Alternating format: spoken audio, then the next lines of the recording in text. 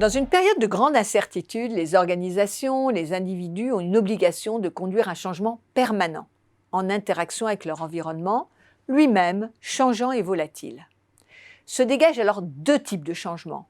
L'un qu'on peut qualifier d'adaptation réactive, l'entreprise tente de s'adapter à son environnement avec des ajustements successifs et tactiques.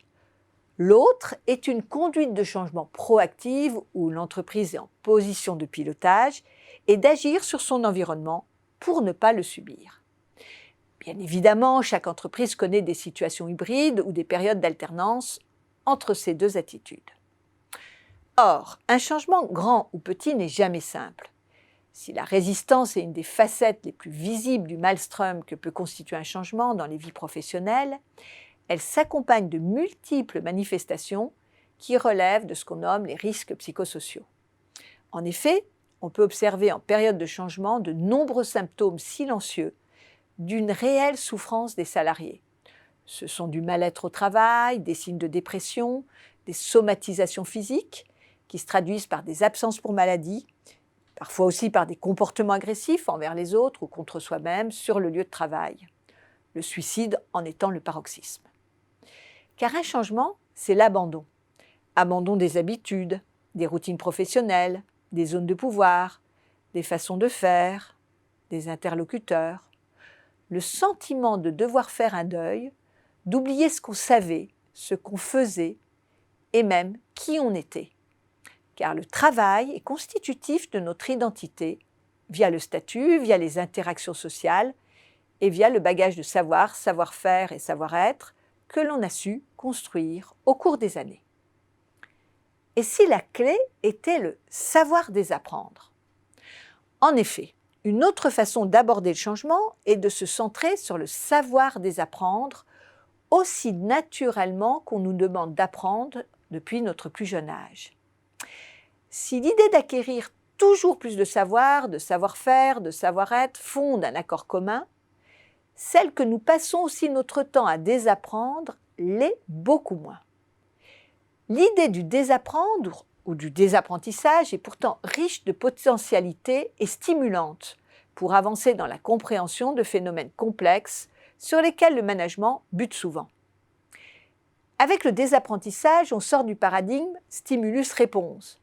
Cette vision de l'apprentissage qui veut qu'à une connaissance enseignée corresponde une connaissance acquise. Et on entre dans celui du réarrangement permanent des connaissances acquises.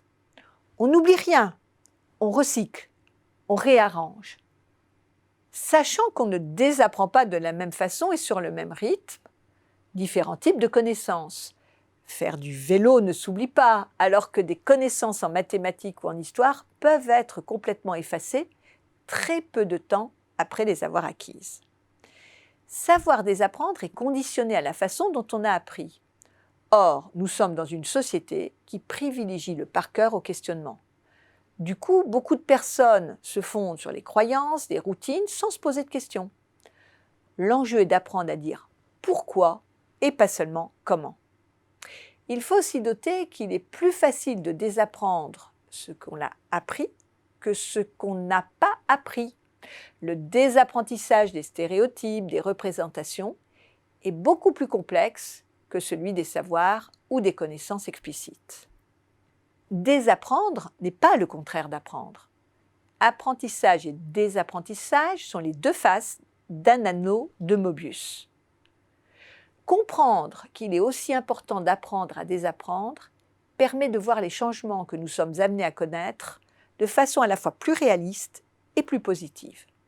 Romain Gary disait « Toute ma vie, j'ai essayé de me soustraire à moi-même et nous sommes des êtres additionnés. » En effet, en entreprise ou ailleurs, nous sommes des êtres additionnés et les plus petites particules de ce que nous avons appris participent des réarrangements que nous sommes amenés à faire quand il n'est plus possible de continuer à faire comme avant. Le savoir désapprendre est véritablement apporté au crédit du bagage de compétences managériales.